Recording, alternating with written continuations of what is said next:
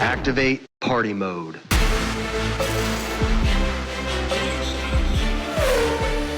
A-firm, party mode engaged. Hello and welcome to Party Mode, the F1 podcast with no limits. I'm Jethro Bovingdon and I'm joined by my good friends Matthew Collins and Charlie Curtis. Today we are talking about all of the action from the Monaco GP, so thank you for listening and goodbye. No, things happened. Quali was awesome. There were crashes. Lando rediscovered his form.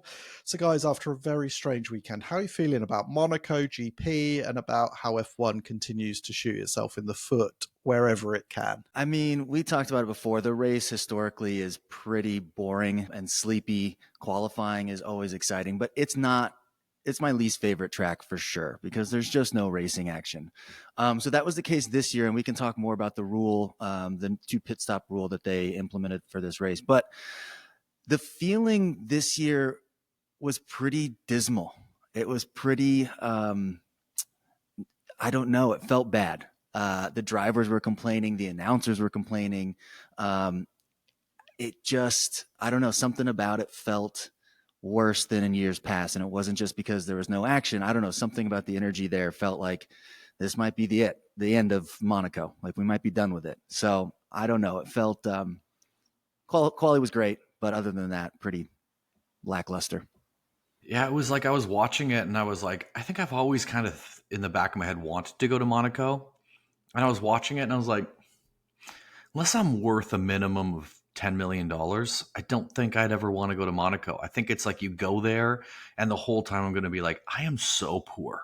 Like I am so poor. Like even if we have a hookup and we're doing things, it's just like, I don't care about looking at celebrities and like being around celebrities and celebrity spotting. So it's like, if you're into that or you're really rich, it's a great thing to go to. But if you're in between, it's like, I better be paid a lot of money to go to it because I don't think I'd enjoy it. Yeah, the funny thing was, I've been to Monaco, like I've not been to the race. I've been to Monaco several times for like press things, and I've even stayed in like Hotel de Paris in Casino Square and done all that cool stuff. And it's great. But normally my impression is Monaco sort of sucks. You can see on the TV like how on top of everything it is. It's so small, everything's packed in, there's no space for anything, and it doesn't feel glamorous because you basically sit in traffic the whole time. There's some really cool cars in Casino Square normally parked up, Ferraris, Bentleys and stuff. There's the international sign of wealth, which is that there's Russian prostitutes everywhere you look. But it's just not that cool a place. Do you know what I mean? It's a weird place. But I thought on TV it looked quite cool. The drone shots, maybe it was, that were different, but I was like, oh, it actually does look cool. But I guess my feeling was, why does this race exist? Obviously the history, but also I watched some of the pre-show stuff, and they're in like Red Bull Energy Station, the 3-story, on the water and everything for sponsors. And if you're connected vaguely to F1 and you just want a return on your investment, it's probably a hell of a weekend, I guess. Yeah, it looks incredible. And the yachts out there that are just, everyone's partying on those. Everywhere you look, it looks like people are, I mean, they're embodying the Monaco lifestyle. Everyone just has that look, and it does look fun. I would love to go, but for everything other than the race, like it's already tricky to watch a live race there. It seems impossible. And it's just not good racing action, but it looked pretty fun. I think everyone there looked like they're having a great time. Yeah, I would love to go one year, but I think the race just sucks. But quali was awesome. I mean, it really was cool to watch, and we'll get through all of it. But if you haven't watched the onboard lap of Lando setting quali, which is on YouTube, if you go on like F1's main channel, it's on YouTube.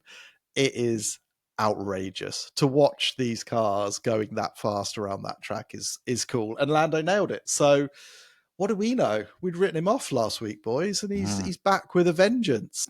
First, it was great to see Charles at the top of the board in all his practice sessions. That's obviously, it's his hometown race. He's a Monegasque. It's that was fun to see and just added to the story of Monaco.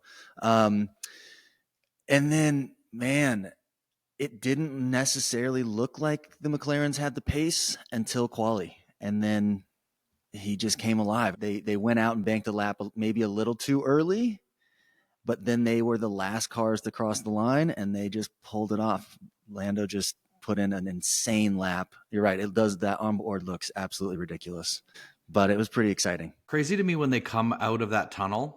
Like, just I find when I'm racing on the game and you come out of that tunnel and it's dark and then it's just this, like, the sun's always coming directly onto you. And like, that must be such a mind fuck when it's just like bright in your eyes. Like, it's that moment would be crazy.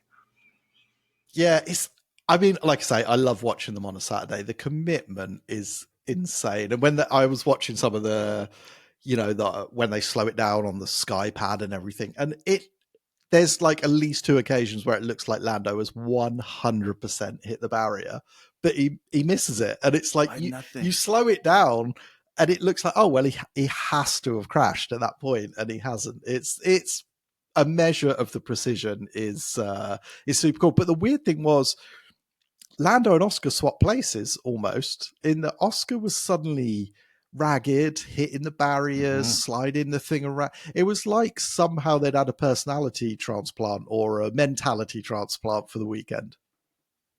Well, I did see, and not to dig into pulp, but I did see that Lando was spotted with his ex-girlfriend. So maybe they got back together and that gave him a little extra oomph for the weekend. Is it ex-girlfriend? Is that what's her name? The Portuguese girl. Magui? Is that, how do you say it? Magui? I don't know. However she likes, I imagine. The blonde girl. The blonde girl, right? This is the blonde girl that they showed all the time, which is also hilarious because we might as well get into that right now, because it was like, it kept showing her and it just said model underneath her name. And every time they show... I don't think that was the same one. Oh, so then there's a lot. Yeah. There's a lot of drama. He was busy in Monaco. Yeah, oh, really? There's like a love triangle going on or something. Because I agree. I thought you were talking, Matt, about the same girl. It never said Lando's partner. It just said her name and model. And it always says Carlos Sainz's partner, Charles Leclerc's partner. And it said model. And then the announcers, when he was on the podium, were like, oh, Lando's girlfriend. And the whole internet has gone wild because they're like, neither of them have ever said that we're together. So it's like Sky Sports is the one that's outing this relationship. And he's probably like, yo, I went on one date with this girl. We are not boyfriend and girlfriend. But the whole world is like, oh, they're official. This is amazing. And now he's like, fuck, how do I... But it was awkward seeing with her and the family. Like, there were all these awkward moments of like her being around the parents and like she probably doesn't know them. And she's like, hey. Yeah. Like, so weird. I mean, if you want to keep something secret, bringing a girl to the hospitality at the Monaco Grand Prix is probably a bad idea. Yeah, not a good idea. I saw another video of Lewis leaving, looked like a hotel lobby or something with a girlfriend. And he, who knows what he went back in for, but it did look like he went out, away. Saw the paparazzi, and then bolted right back inside. And he thought about it for 10 seconds, like, now what do I do? And then he went out and they walked off, but it was kind of funny. But it's also so awkward. Like, you're just running away. It's like, you're like, yeah. And I think he got back in. It's like, well, I'm not just leaving her out. Like, all right, I guess I'll go back out. But she looked so awkward too. She was like, what is happening? Why are you running away from me? What is going on? And who was that girl? Did they know who it was, or was it a mystery? I didn't see who it was, a mystery, or no one that I recognized. Mm-hmm. Well, there wasn't that much drama in the race, which is probably why we're talking about the girlfriends. But let's talk quali. There was some cool stuff in quali, and there was some amusing things in the race. Mercedes in particular just cracked me up. It was so funny how bad they were, almost just laughable. What happened? It was insane. I mean, Kimi put it in the wall, and then Kimi put it in the wall in Q2, didn't he? Yeah, but he made it. Well, he put it in the wall in Q1, but he made it into Q2 and couldn't do it. And then George's car just stopped and died. George stopped in the tunnel and died. So But Q2, we had both Mercedes out before even starting. Crazy. Yeah, we did. And then, I mean, I guess the other talking point, no, it's not even a talking point anymore, which is sad, but Yuki was like the slowest of all the Red Bull drivers at 12th, and he was mad as hell about traffic. But then when you look at the onboard laps he did, there wasn't really any traffic. So I don't really know what he was talking about. I think it's just not happening for him again. And I mean, when Max is struggling with the car, I guess you know that the other driver's going to be even worse, but it just wasn't there, was it? Like, he was doing so good in the V carb. Like, could he have been a top 5 driver if he stayed in the V carb? Like, Yeah, he think, must be so I think upset he would have on been. this move. And then, well, before, was it qualifying that was it Brundle asked him, be like, "What's the strategy going to be like with the 4 Red Bulls?" And like Christian Horner got kind of pissed off and is like, "There are not 4 Red Bulls.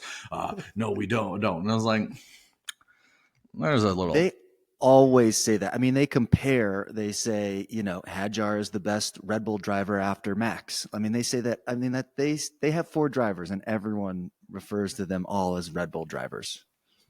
I mean, they literally have a facility within the Red Bull factory. I know they've got a facility out in Italy as well, but it's one. It might not be one team, but it's definitely one family, isn't it? And yeah, Hadjar again, just kicking ass, isn't he? But I mean, okay, we're skipping qualifying. Let's just say qualifying was awesome. Lando nailed it.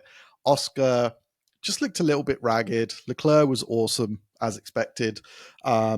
Hamilton, position-wise, was great, but just he still looked a good way off Leclerc, didn't he? And then he got the penalty for that weird call by his team. Yeah. So yeah, just a bit messy from Ferrari generally again. But yeah, into the race. I mean, the race was defined by this 2-stop rule, wasn't it? And Liam Lawson effectively driving as slow as he could in order to create a gap for Hadjar to get into. So it meant a the 30-second gap. It just split the grid into like the top 8 of what would it have been? The top 6, and then everyone else behind.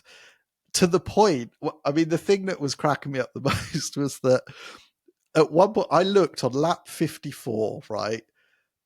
George Russell still had 2 pit stops to do and serve a drive-through penalty, and he had already been lapped twice. I was like, what the fuck is going on? This is the weirdest race I've ever seen. So the rule basically is they had to pit twice. And so none of the cars needed to pit twice for new tires. And so if there were teammates kind of close to each other during the race, the one in back would slow everyone down to create that gap so that his teammate right in front of him had enough time to cover that pit stop. And so it just seemed ridiculous. It just seemed completely ridiculous. Well, it's not sport. I mean, they did it for a reason, because last year there was a crash on lap 1, and then everyone changed their tires because there was a red flag, and then there were no more stops, and then it is a procession. But at least it's a procession that's vaguely sporting. Like, this wasn't sport. Like, half of your drivers are driving as slow as they can in order to ruin everyone else's day. So it just becomes a farce, and you start to think, well, A, why am I spending my time watching this race? Because it sucks and it's all rigged. B, why am I spending my money to do it? And it's just such a counterproductive thing. And I know the argument is they had to try something, which I agree with, but this was not the answer. So we need some alternatives. And I think George Russell was coming up with quite a lot of wacky ideas at the end of the race, wasn't he? Maybe they just need to have a different car for Monaco. Like, every team gets like one car that they only bring. It's 2 feet skinnier so they can have some passing, and figure something out. Or they just throw them into Porsche GT3 cars. Like, I don't know, change up something, because it's the only thing that was interesting was being like, what the fuck is happening with Mercedes? Like you said, it was like, well, what is going to happen? Or like Max leading in the front to like the second last lap, or like all the weird shit that was happening. Like, so many guys had to pit twice back to back just to get him out of the way. And everyone was sitting around waiting for that red flag that never came. And it just was bizarre. It was bizarre. I like George's strategy though. He just cut across the chicane to make the pass. And for a minute, like even the announcers thought, like, I think even on the radio, like, oh, he's just going to take the penalty and keep going. And I'm like, yeah, that's brilliant. Take your 10 seconds. What are they going to give? Who cares? And just carry on up the road. But he ended up having to do a drive-through penalty, which cost him, and it didn't pan out. But it's like they're resorting to just cheating, just driving straight off the racing line blatantly. They have to. And that's, it's just not good for the sport, I don't think. But, And it's just, I mean, you dream of getting to F1 to race, and Monaco is one of those places you want to win, and then you get there and you don't race. You just drive around slowly trying to ruin other people's day. Yeah, it just, it sucked. I don't know what the answer is. I mean, there is no answer with these big cars, that there is not going to be a way to overtake. So is it just some sort of super qualifying session again on Sunday where there's double, I don't know, is there like a point system where you don't get as much as a race win, but you score points for your top 10 qualifying, you aggregate it? I don't know. There's got to be some different way to do it, because it doesn't work as a race. it would be cool to do a bigger qualifying that just mattered more. And maybe it's not everyone out on the track at the same time. You don't have all that. Maybe it's one at a time. Solo races. Or two, or maybe they do one big session like normal, and the bottom five, now they're in their own bracket, and they do a session in the middle five. There's something where they could break it up so it's smaller groups, so we can get better times. I don't know, because qualifying is exciting. Like, that was a great qualifying session. There's, that was the whole weekend. So I don't know, maybe they could expand that a little bit and do a bigger kind of quote qualifying or fastest lap thing. Yeah, I mean, it's all they can do, because the track layout is the track layout, unless they reclaim some C and build, some sort of different layout. There's no way to do it. So Jeff Bezos was there, so maybe he'll work on it. They could build a track on the water. Yeah, exactly. There's plenty of money. There's plenty of money in Monaco to go around. Yeah, I saw Jeff Bezos. Everyone was there, weren't they? Like, I think at this point, it should maybe be taken out of the Triple Crown. Like, you think of all the other races that are involved in the Triple Crown and how good of a race car driver you need to be in a race situation. And then this is just a qualifying race. It should be removed. But what is the Triple Crown? I mean, what is the Triple Crown? Does anyone think about it? Did you? I mean, Indy 500 was on the same day. Mm-hmm. Did you watch any of that? No. I tried. My wife is from Indy. I'm like, I should get on board. It's a big event. Sometimes it goes down to the last lap. But I'm just like, I know it's ignorant, but I just watch the cars going round and round and round. And then every half an hour I check back in, and there'd still be 100 laps to do, or 60 laps. It's not a good spectator sport either. Like, it's just not. So maybe they need to take the Monaco GP and the Indy 500 out of the Crown. It's just Le Mans. You have to win Le Mans 3 times to win it. That's or something. Yeah, it's no good. But yeah, there's not really that much to say on the race other than it sucked. And qualifying was great, and fair play to Lando. I think let's see in the next race in Barcelona, but he was dominant, actually. He was quicker than Piastri basically for the whole weekend. Didn't make any mistakes. Nearly locked up into turn 1, which could have been costly. But after that, it was pretty easy. And Max was trying to drive him into trouble during the race and slow him down, but nothing really fazed him. And it was like Lando of old, really. He just felt really, really good. So fair play to him. Did we have any P10 luck? I know this is something that we forget about. So... No, we didn't pick any of the none of the Williams drivers. Well, I picked Antonelli, thinking, and everyone was like, "Wow, you don't think he's going to do very well?" He finished 18th, I think. Like, it's ridiculous because he had to do fucking the pit stops. So bad.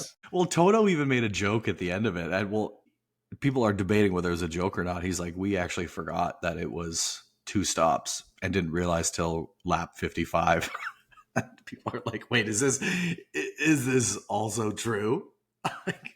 I feel like something was happening at Mercedes. They had a big party the night before, or the strategist was hungover or just didn't come in this weekend. But yeah, it was I was like, what is happening? They are just going to keep going, and they're just stuck behind these slow cars. There was no movement. It was deeply weird. Well, I did watch the Kimi Antonelli doc thing You did? before, like literally the day before this. So I was like a little bit more pumped on him going into it. But it was interesting watching that documentary. It was such a weird, like, it was cool to know all about him, but it was a weird puff piece. It was like, this is of all the drivers that we could do a little short on, but I guess for Lewis, it's like, he's not going to have a documentary like that. Cause like at some point he's going to have like a 8-part documentary on his life, on like what he's done. He's not going to have a 35-minute documentary on Netflix. It's going to be a broader scope, but it was weird. Good, but weird. Yeah, I felt the same way. It just felt like a PR piece for the team and their new driver that they want to be the face of the organization. It was interesting. I liked it, but yeah, it did feel a little weird. I was going to say, like, Mercedes are always about, like, we're not putting pressure on him, but that feels like a lot of pressure. Putting a documentary on someone before they've even turned a wheel in F1 seems a strange decision. And at the moment, flashes of awesomeness, but he's not come in and blown Russell out of the water, has he? In fact, the other way around, it's Russell who's done the job. So yeah, it does seem strange. Okay, what about Pulp, Matt? Because the race blew. Well, I saw a thing, and it was I can't tell if it was before this race, but it was a clip of Russell. He said he doesn't wear underwear in his race. He wears nothing under his race suit. Which, don't they have to wear like that? There's got to be something like a fire retardant. So I remember that being an issue when they did the jewelry thing too, and I remember them saying, "Well, we can wear whatever underwear we want, right? Like we don't have to wear this specially F1." Well, I guess he said underwear. You have to wear fireproof underwear, like Nomex stuff, like that is mandated. But I guess they're like long trousers and a full length shirt. So I guess what he's saying is underneath that, he's not wearing anything. I mean, it doesn't, commando is the word he used, but he's got like 5 layers of fireproof Nomex. So it doesn't feel very commando really, but that's just how edgy George is, to be honest. Yeah. Like he's naked under those 7 layers of Nomex. It's just that sort of guy he is. He just can't help himself. That was his PR team to say it, to make him look a little bit more badass. Just hanging out. One thing that Brundle said, which I loved so much at the beginning of qualifying, he's like, it's not a pit straight, it's a pit banana. I just fucking loved that. It was like, I was like, I got to write this down because this is fucking perfect. Why Brundle should always be there. Fucking pit banana. We also have, I found it so awkward with the marshals at the end of the race where there's not a barrier. Like, why can't we put in fencing? Because all those marshals are just standing there between like Lando celebrating and his family. And you see Lando like hugging over top to his team. And then there's like one girl who's kind of cute and she's just like smiling because Lando's like touching her. And then all the other guys are like really stern and like, Lando's hugging his mom through 2 marshals and they're just like stern faced and Lando's mom's crying. And it's very strange. Yeah, that is weird. What? Why? I didn't really understand that. What was that all about? Just put a barrier up. It takes 2 seconds to put those. It's not a big space. I don't understand. But I assume I guess you're not allowed to touch the cars. But yeah, I was going to say, like, if you're down at the grid, you're a team member or a family member anyway. Like, I don't even see why you need the barriers. They're probably they're probably unionized, and they probably are like, no. We are the barriers. We are the fence. But then also, did you see when when Russell's car stopped in the tunnel and they were all running up, and there was like one short little stocky guy, just like all these videos are coming out of him just booking it down and everyone's like 2 feet taller than him. Oh man, little awkward moment. We also have the awkward moment with Lewis at the end when he thanked the team for everything they did that weekend. Then there was radio silence, and then Lewis just said, "Are you guys upset with me or something?" Like, it seems like there's something going on there because we have that moment, and then we have like it was his race engineer that screwed up the impeding penalty on Max. Like, what's going on there? Especially because he's had Bono for so long, and now the fuck? He's so frustrated and sad. Yeah, that message was pretty sad. He just like, oh, are you guys upset with me? Like after the race, like Painful is it to watch, Charlie? You're a big Lewis fan. It's bad times. You had a double header of badness. It's because you had Lewis not doing that well, and then Liam Lawson actually did all right, didn't he? Qualified in the top 10, did a job for his teammate. It was like your world was imploding. Yeah. I mean, God, especially at Monaco, that 3-spot grid penalty is huge. Ultimately he did okay, I guess, but yeah, it's not clicking. And then you see all these communication issues and radio issues, and it's like, it feels like they just haven't meshed well at this point. How How much do you think they would pay Bono to come across and be his engineer? And why hasn't that been done? They must have approached him. Maybe he doesn't want to live in Italy or something. I don't know. I mean, why you wouldn't want to go and live in Italy for a couple of years and get paid handsomely? And he could probably ask whatever he wants. Ferrari company car. It just seems to me that this relationship doesn't work with the new engineer. Then yeah, it was weird, and it was awkward, like an 8-time champion being like, are you guys upset with me? He sounded like a little kid, didn't he? Yeah. Who'd Yeah. hadn't been picked on sports day or something. It was horrible. Yeah. It was awkward. And just his messages all year have kind of been like that. Like there's a disconnect in how they communicate with each other or what he wants. He even said on the radio once, he asked about how far back he was towards the end of the race. And they said something. He's like, that's not my question. I want to know if I'm a minute behind or not, And so even like those kind of messages are like, they're just not on the same page. And I don't know if that's something you can practice. Like, can you practice talking on the radio outside of a race? Or I don't know, but they're just not on the same page. Yeah, it feels symptomatic of a bigger issue, doesn't it? I think that like awkwardness, it's like there's something going on, and he needs to fix it, because this is it. Like, he's got the rest of this season to get in line, hope that they've got the best car next year, but he's got to be equal or ahead of Leclerc. And at the minute, it's just not happening for Ferrari. It sucks. There were signs of progress at Aston Martin, weren't there? I know that Alonso ended up retiring, but it was Adrian Newey's first time at the track in his and did Aston you see Martin him gear. and Horner? Yeah, what did Horner refer to him as? On the grid? I don't know. I just saw the footage of them like talking and standing around, but I don't know what he said, but I was like, oh, that's interesting. Did you hear this, Matt? He said, it was on the TV coverage, I think. They said, oh, Adrian's interviewing Christian. They said, Adrian's back. First time here in his Aston Martin. Does it feel weird? And he was like, yeah. He was like, he looks like a giant bogey, doesn't he? Because of his green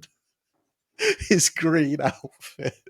But then he was like, yeah, no, it's great to see him. Great to see him back. But yeah, coincidence or not that he turns up and Alonso qualifies 7th. It seems like maybe there's some connective tissue. But I saw he did a pretty big interview with Sky Sports and said, we've got a lot of good stuff, but we've got a lot of tools that we're not utilizing properly. So whether they can get that in line, and he was saying it might take a couple of years in order to get that up to speed, which is probably not what Stroll wants to hear. But yeah, good to see Newey back. He is a legend.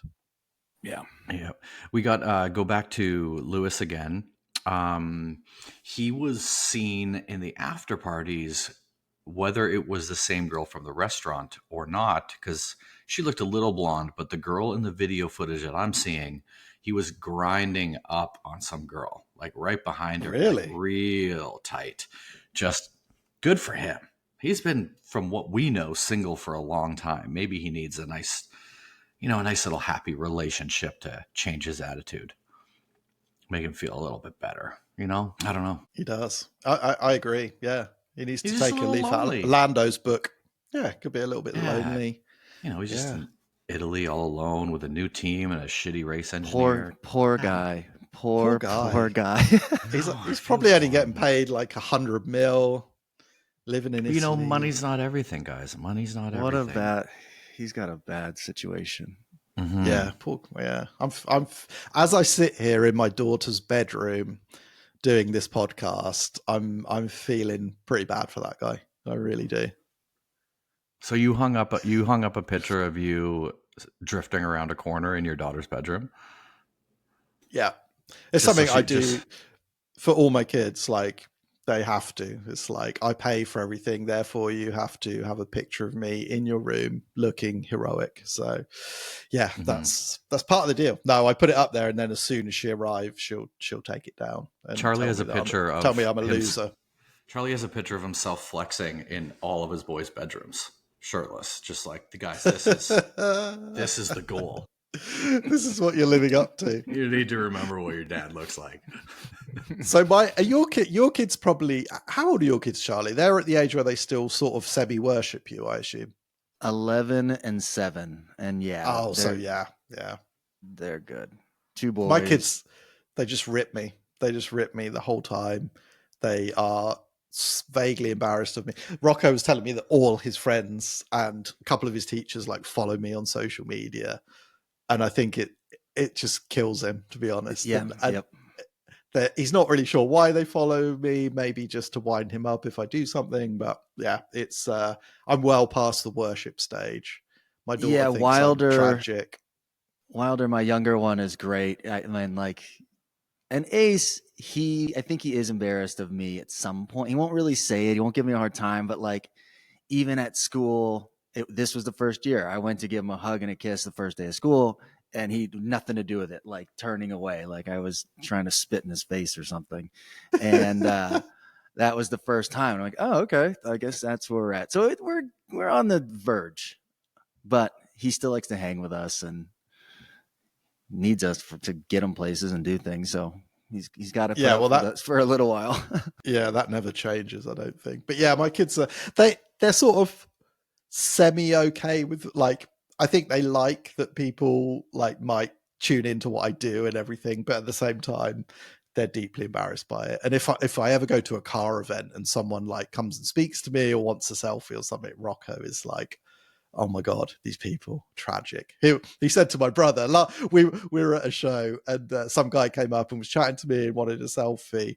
And Rocco said to my brother, we just got to get out of here. These people are so tragic. Oh my God. He feels so bad for them that they think his dad is cool. He's like, oh my God.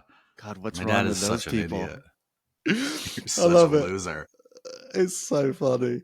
But then they still use it because Maya, who's 15, nearly 16, doing her exam. So she's coming up to her prom or ball or whatever it is. So she's like, Dad, can you get me a cool car for the ball? So I'm like, yeah, okay, fine.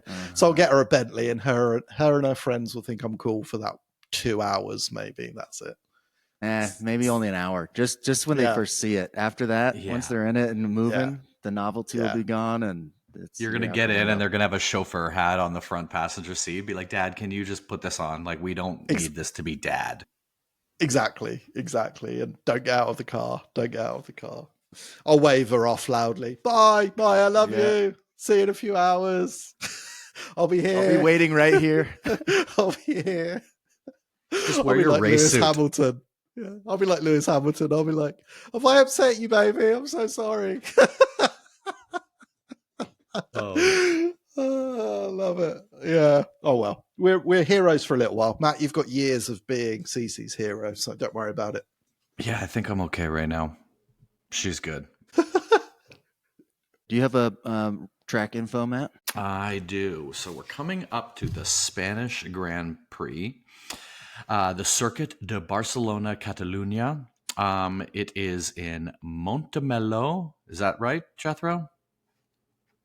Okay. Just outside of Barcelona. The first race was in 1991. The track length is 4.657 kilometers. There are 66 laps and a total of 307.2 kilometers long. It's a mix of high-speed corners, elevation changes, and technical sections. The notable corners are turn 3. It's a long, fast right-hander, turn 10, and the final chicane, which was removed in 2023 for a faster finish. It used to be a really kind of tight corner. Now it's faster. The lap record is minute 16. It is actually a well-known track because it's been used for a lot of F1 testing. So a lot of drivers are very familiar with this track. And fun fact, it's often seen as the best track to judge car performance across all types of corners. There's a lot of super fast sweeping corners, and I think it's going to be a fun race. It's one of my more favorite races to do in the game. It's really fun to go around those long sweeping corners, and I think it's going to be finally, we're going to have a really great race to come up to. We need it. We need it after last one. Well, yeah, so it's an awesome track. I've driven around it a few times. The problem is it isn't also that great for overtaking because the teams know it so well, so they can maximize their cars really, really well. And if you've got a really good car, the McLaren should be, I would imagine, a step ahead of everyone here because we know how good their car is. And it's a track that really rewards that aero efficiency that they've got, tire management. So I think they're going to do well. But there have been a few good races there. Spain is just the greatest anyway. Really good turnout of fans. So yeah, I think there's a chance this could be good. I suspect it's going to be a Oscar versus Lando. And if Lando wins this one, I think it could be big. It could be a big swing in the championship. There's only a 3-point difference right now. So exactly. So we're coming up close, and it's got to be better than Monaco. Let's hope for a big return to form. Let's do our winners and P10. Matt, go for it. I don't think Norris can do 2 in a row. I think it's going to Piastri, but I'm picking Piastri every race this whole season. P10, I'm going to go crazy. Adrian Newey really hyped him up. I'm going to go Stroll. I don't know why. I feel like, I don't know. Adrian Newey had a race and then coming back after it, something might be there. Stroll. Jethro, go Charlie? for it. Oh, me. Okay. I'm gonna keep the faith with Lando. I would like to see him, and I'd like to see this battle continue. And if those two keep yo-yoing and seesawing a little bit, I think it'd be cool. So I'm going to go Lando, and then P10. I'm actually going to stick with Antonelli because he didn't get a fair crack at it. This race was so weird, and I think Russell will do well and be up in like 4th or 5th because I think the Merc's pretty good. But Antonelli's just a little step off. I think he needs a bit of time before his confidence comes back. So I'm going to stick with Antonelli. Ooh, to win, I think Max will pull it off. So I'm going to go Max. P10, I'm going to go Yuki. And for him, that would be a win. Good. Yeah. That would be a win at the moment. Oh, poor Yuki.